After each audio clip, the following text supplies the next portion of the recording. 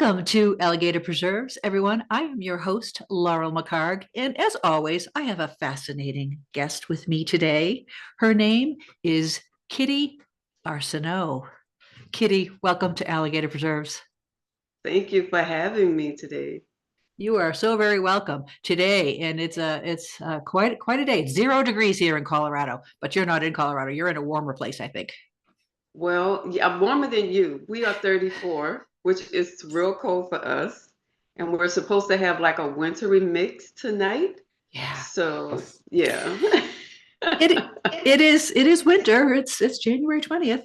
Kitty, if I may introduce you to our audience and our listeners, you are a wife, a mother, a multi-award winning author. I see you have on your award-winning author shirt today. It's very appropriate. You are a minister, you're a life coach, you're a book coach, you're a muse to other writers, you are a nonprofit leader. Um, I guess my first question would be, what have you not been that you plan on being sometime in your life? Oh, that is a good question. I don't know. Whatever happens, happens. I am open to do a whole lot of things. I really want to write a book that turns into a movie. You know what I'm saying? I do know what you're saying. And I think perhaps like me, maybe you're a dreamer. Do you dream? Do you remember your dreams? I do dream, and sometimes I can only remember partial of the dream, which I was saying the other day. I said, if I can remember all of my dream, that would be a good movie. Yes, yes. My dreams are quite vivid, and yeah, I've characters and scenes have come to me from dreams. So I'll give you that as a task. Work on trying to remember scenes or characters from your dreams and write them down. Yes. There's your homework. So I recently listened to an interview that you had on the Douglas Coleman show, and where he was asking you about your book Ruth Ready, um, which is a book about Christian relationships, and I there's such a beautiful message in that. And again, I'll have a link to that interview so people can listen to you talk about that. But the message that you have there is that you talk about how every day we choose to love. Talk about that a little bit, because I think that probably influences all your work. Yes, yes, definitely. So I was listening to an interview one day on a Christian radio station that I listened to, and the guy was talking about he was from India, and he talked about how they would have the arranged marriages. And so he, had to come to the States and, he was domesticated and everything. He was like, I do not want my parents picking my bride for me. But then when it was time for his brother to get married, even though he was here in the States as well, he called home and told his parents, I'm ready for you to find me a bride. And so he asked his brother, cutting the interview short, he asked his brother, why would you do that? Why you don't even know if you love this person? And he says, um, if I can will to love them. And I was like, oh my goodness. And that stuck with me because this was like years and years ago. So as I was writing Ruth Ready, it came back to my remembrance. And then I thought about it. I said, that's true. We do. We choose to love every day. When we get upset with someone in a relationship, in a friendship, with our kids, we choose to love them every day. And so I had to include that in the book because in the book I'm talking about healthy relationships. Yeah, yeah. And it's so easy to go the other way, to see the bad, to not remember that we are in charge of deciding what we're going to focus on. Yes. Yeah. Anyway, that's a beautiful message. So we're talking today about Diani's adventures. And do you have a Yes. copy? Do you have a copy of that book right there behind you?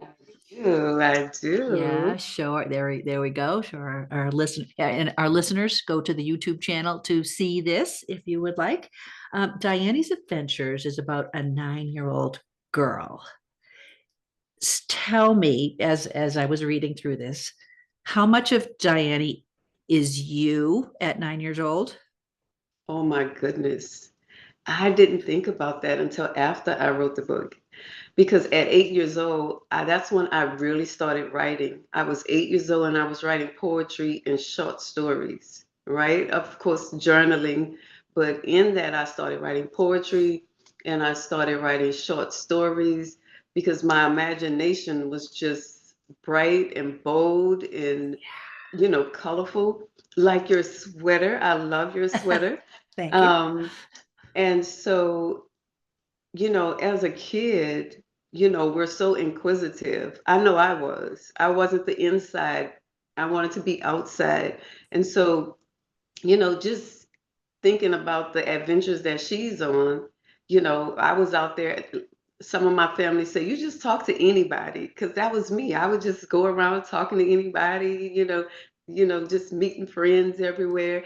And so a part of it is me, but I didn't realize it when I was writing Well, they say, they it. say that you write what you know. And so yeah, I am told that people can tell a lot about an author by what they write. Sometimes that scares me because I'm like you.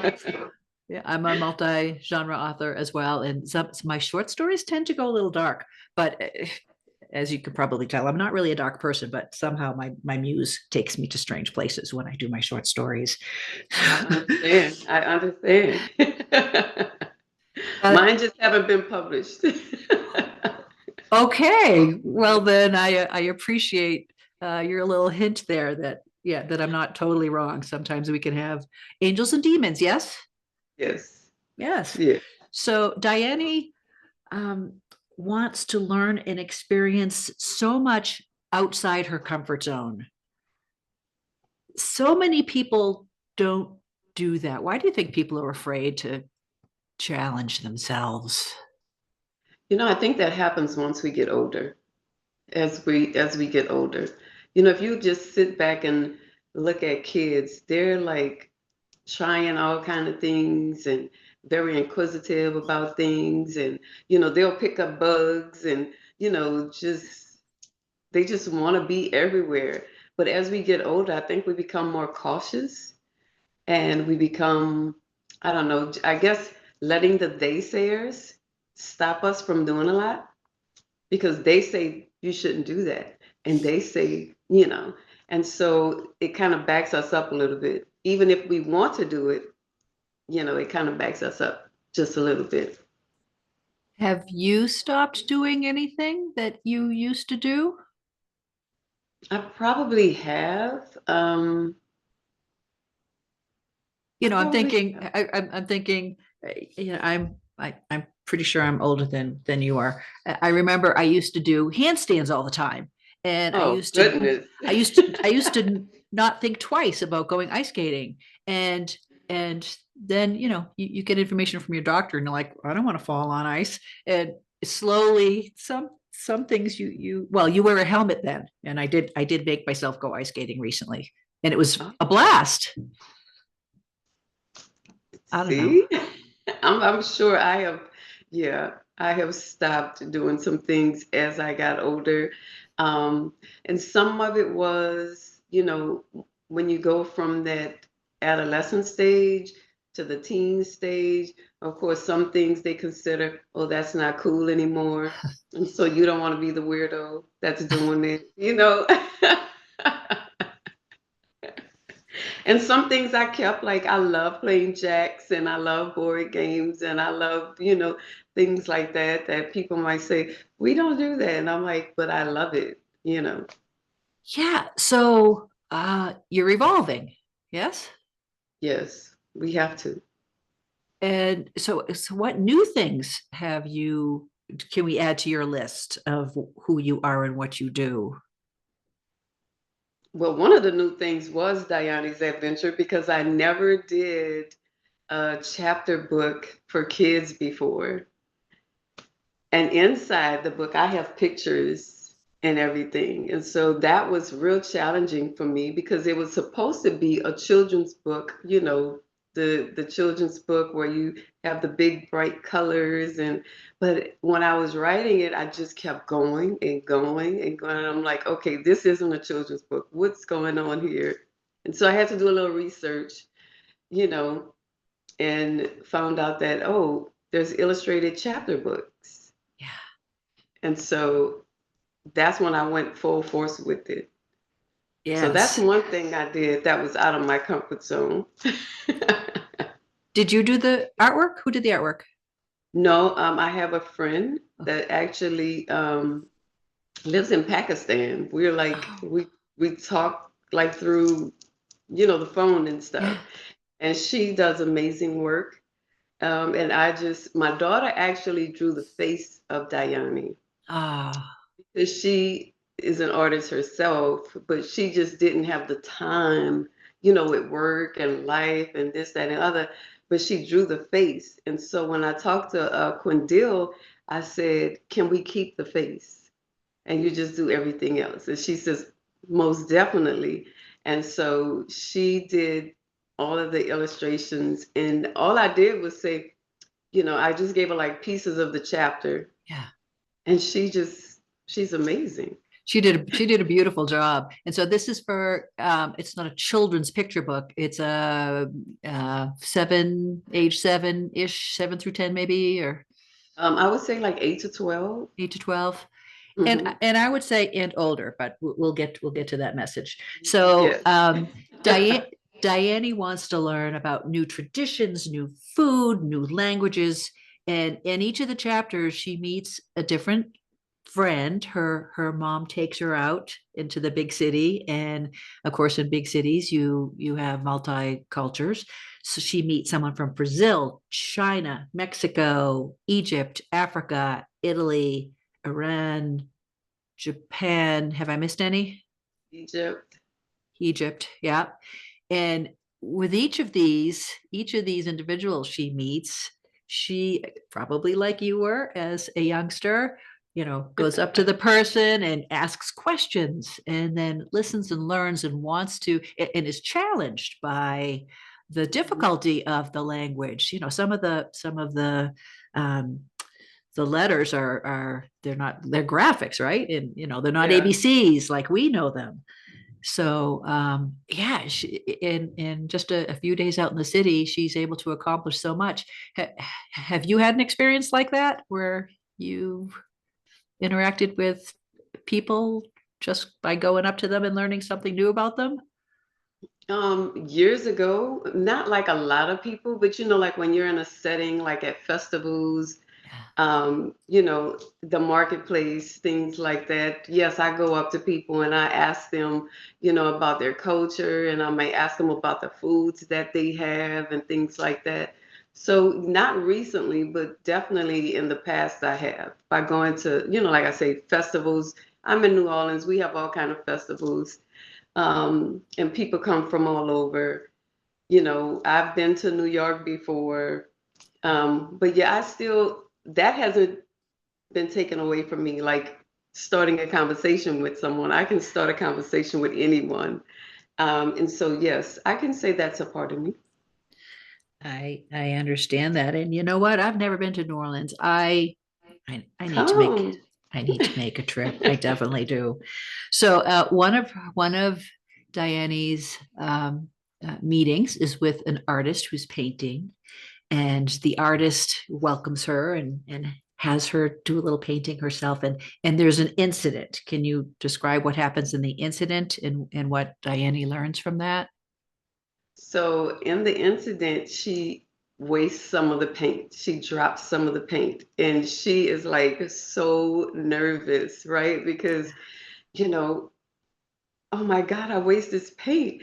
And Mm. so what happens is um, the lady that's helping her to paint, she, just teaches her, hey, it's okay, because we can, make mistakes, and sometimes mistakes turns into masterpieces. right? And then, of course, we can't forget she has her dog Major with her, Mhm. right? Yeah. And so, Major's about to lick up the paint. And so I just, had to think about, everything in the book couldn't be perfect. Like her encounters couldn't be perfect. So we had to add a little conflict to it, you Mhm. know. So, And yes, the woman basically says that she should embrace the unexpected definitely. Because we because do. We have to embrace the unexpected. We have to do that sometimes on a daily basis. I agree. Well, I mean, what's the alternative?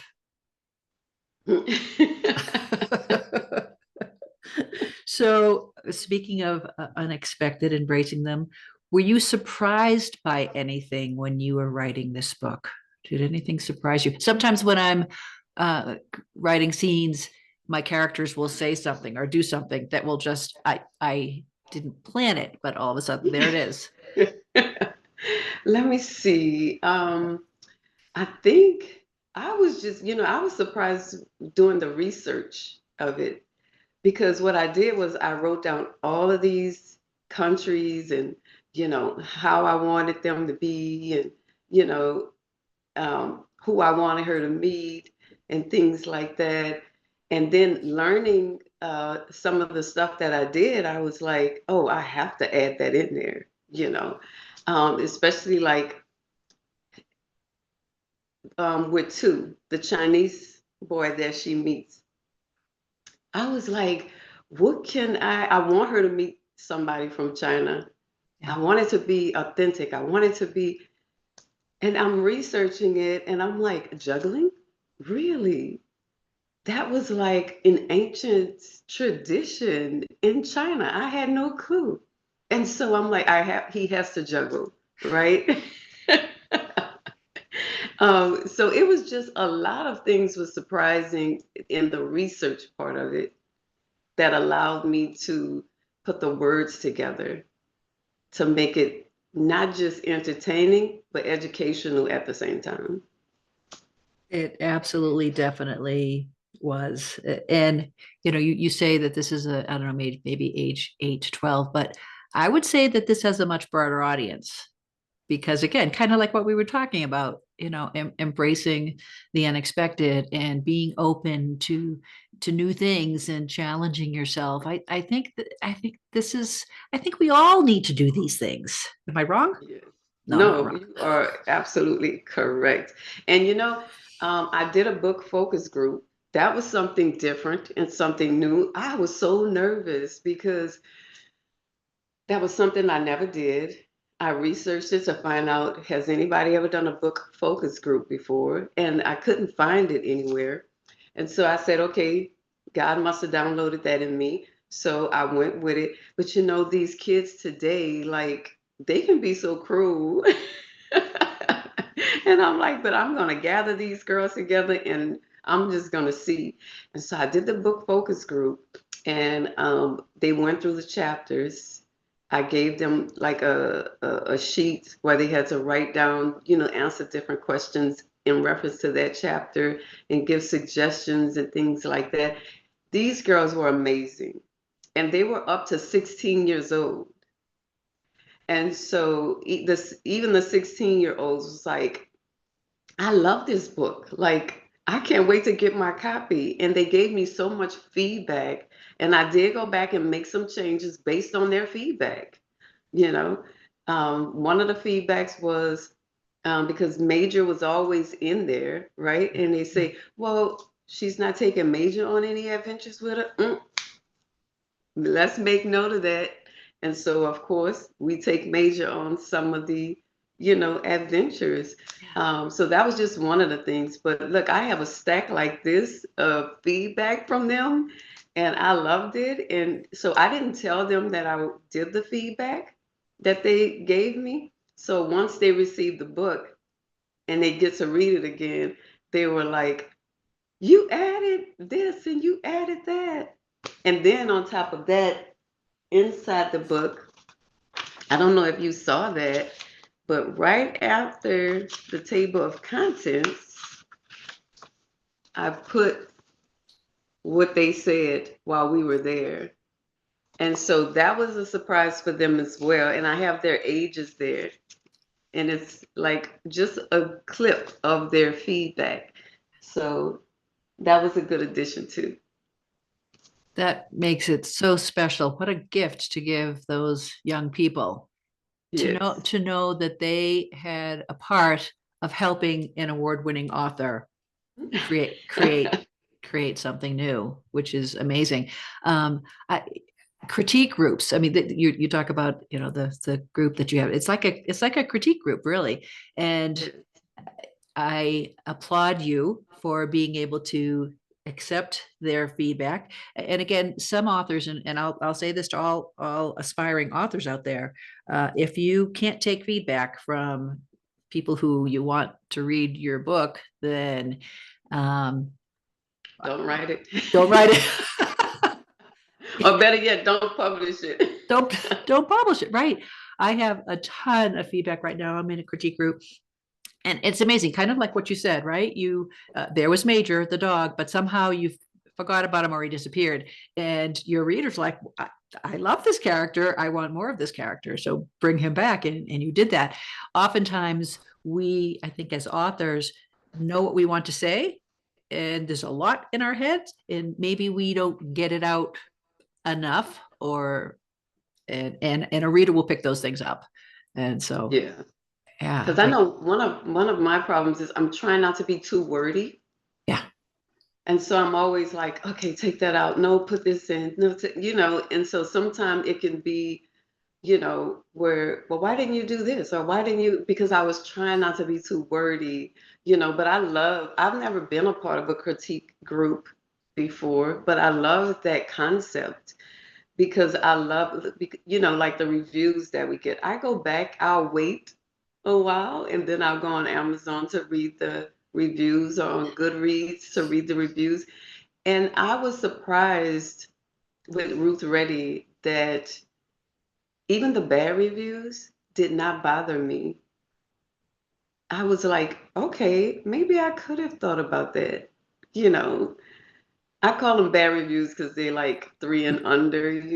Yeah, yeah. Um, And and supposedly we're not supposed to read our reviews. We're supposed to because again, once we publish something, it's no longer ours, right? It belongs to the right. It world. belongs to the world. But I still read them. I'm guilty.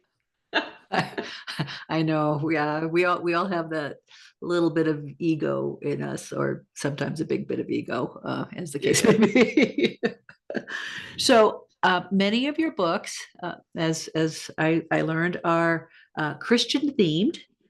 hmm And again, you're a pastor, but I would I'm a say minister. you're a That's minister. different. Yes. Oh, okay, okay. Explain the difference to those who might not know. Okay, a pastor is somebody that oversees a church, like they have members under them. And so I'm a minister, which means, I attend this church and I'm used in ministry to minister to people, pray for people, give words from time to time, but I'm not an actual pastor that has, you know, my own ministry. Okay, thank you for explaining that to me. Uh, I would say that your message in Diane's Adventures, um, it's universal, right? Yes. Patience, understanding, willingness to listen, Yes. right? Yeah. So yeah, I mean this book, and again, it's not a huge book. It's meant for 7 to 12, but again, it's a book that I believe families can share and learn from. I love it. Yes, I actually had a teacher. She's a second grade teacher. Mhm. I actually had her. She read the book, and she said that her and her daughter read the book together, and how excited the daughter was in reading the book, and how excited she was because she was like, now I want to do some adventures, and this is the mom. And so hopefully they will get together and do some of their own adventures. Yeah. Are you working on another book right now? Oh, no. Well, yes and no. Like I've started two other ones, but I'm still trying to get this one out. So I'm not working on them as much, you know how you set that time and says, okay, I'm working on it. But when the thought pops, I'm like, okay, I need to go add this to the book. But I haven't dedicated specific time. Like when I write the other books, I dedicate specific time because Dyani is so new and I'm trying to get, her out there to the people. So What? right now I'm concentrating on Dyani. All right. And what is your creative process when you write a book? Do you have are you very disciplined, or are you a planner or a pantser, or how do you work? I'm all over the place. I am all over the place. Like I will start and I'm like in the groove of it. And then I'm just like, oh, wait, I gotta go do this. And so I'll leave it there and be like, okay, I'll be right back. I talk to my characters. I don't know if anybody else does that, but I talk to my characters. And so I may go do something else, and it might be 3 days before I pick it up again. But I might be all over the place at times. Yeah, I'm I not disciplined. yeah, I'm I'm like that too. There are a lot of squirrels in my life. uh-huh, uh-huh. And it seems to work. I tell people I'm a binge writer because Ah, once you get the bug or the urge, or your character talks to you, yes, or you see a scene, you go for it. And sometimes you get in the flow and you just lose all track of time, which is wonderful. yes, definitely. I like Yeah. that. A binge writer. Yeah, I'm gonna adopt that phrase. It's yours. It's yours. Kitty Arceneaux, do you have advice, tips, any kind of thing you want to let people know out there who might be thinking about their own stories? What has helped you? What advice could you give to some of our listeners out there? The very first piece of advice I would give is that you do not have to be a great writer. You just need great stories, great information, and then you can put it all together. I have a lot of people that come to me and they says, I want to write a book, but I don't know where to start. Just start. And they like, but I'm not a writer. I'm like, you don't have to be. You just need to have great stories because you can put the information down, but then that's where editors come in. And like, I'm a book strategist and, I help, people put their books together and things like that. I, um, I don't know. I just love doing that. Like, I love helping people to get their books out there because like I tell people all the time, I said, there's enough room on the bookshelf for all of our books. And if we run out of room, we'll just build another shelf, right? And so definitely, you do not have to be a great writer. You just need a great story or some great information, depending on if you're writing a fiction, nonfiction, fantasy, whatever. You just need a great story and get with somebody who can help you pull that out. Yeah, yeah. A, a book coach, a book muse, like you are, like one of the multiple things that you are. Yeah. Yeah. And I tell people too who have a hard time starting, right? Because sometimes uh, you can get too hung up on what's my first sentence, where do I start? And I say, don't get hooked up on your first sentence or even your first chapter, because oftentimes your first couple chapters might not even end up being your first couple chapters if you're doing, Exactly. something bigger.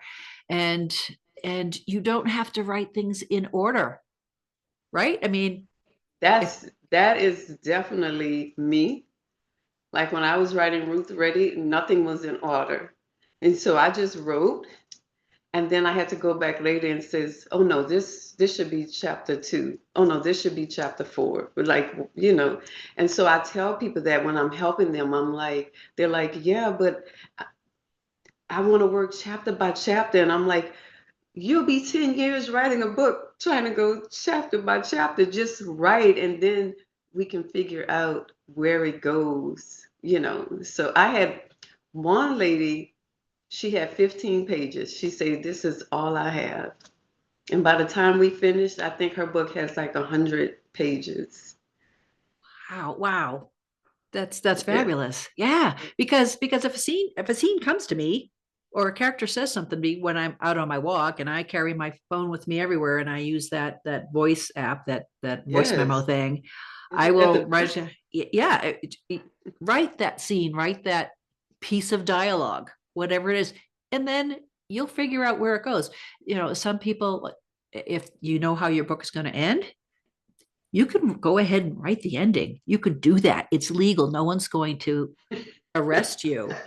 And by the time you get to your ending, it might change. And that's okay. And But that's okay. yeah, but you've done something to get there and to get stuff out of your head. I think that's the big thing. Get it out of your head. And Yes. yeah. And then And figure out what some, to do with it. yeah, and some people like, well, I don't know my title. Like, you don't have to know your title. I've written, Ruth Reddy was not my first title. I don't even remember I think I had like 5 titles before Ruth Reddy stuck. And so like Dyani's Adventure, I went, through all kind of names, and then I'll call the name, Dyani, to see if it rolls off the tongue or if I like it or if I'm comfortable with it, and so just a lot of people say, I don't know my title. You're waiting to start writing because the title? No, write the book. The title will come later. Absolutely. Absolutely. Great advice, Kitty Arceneaux. Where can people find your work and follow you? I am on Facebook, and it is under my name, D. Kitty Isaac Arsenault. I am on Instagram at Books by Kitty. Um, let's see. Oh, I have a website as well, which is kittysbookshelf.com. And that's where they can find me. All right. Well, I will have show notes with links and photos on my website at leadvillelaurel.com. And Kitty, thank you so much for this visit today. I need to get to where you live one of these days and look you up. Yes. So anyway, And let me know when you come. I will. I have your information. Please keep getting those ideas down. Keep spreading the word. Keep inspiring all the people that you inspire, because having people like you in their lives is so very important. And Thank you. It is keep keep definitely a pleasure being on. well, thank you again, and keep being awesome. Okay. You too. And send me that sweater when you no longer want Oh, I got it at a thrift store, so yeah, I will. it. You stay warm. Thank Okay. you. You too. Bye, Kitty.